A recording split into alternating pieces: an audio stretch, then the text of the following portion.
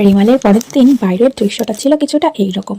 বাবার সাথে বেরিয়ে পড়েছিলাম আর আজকে S5 থেকে বাস ধরবো ভেবেছিলাম, কিন্তু কি করব, বাস না পাওয়ায় আমাকে অটো করেই গড়িয়াহাটে আসতে হলো।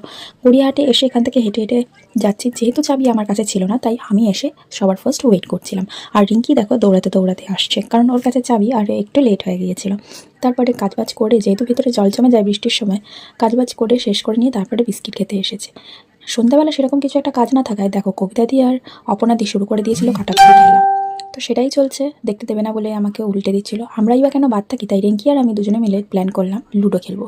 তারপরে একটা পার্সেল আমাদের ডিসপ্যাচ ছিল, সেটাই করে নিয়েছি। তারপরে কবিতা দিয়ে আর আমি মিলে খেলছিলাম একটু কাটাকুটি। যতবারই আমি খেলি ততবারই আমি হেরে যাই।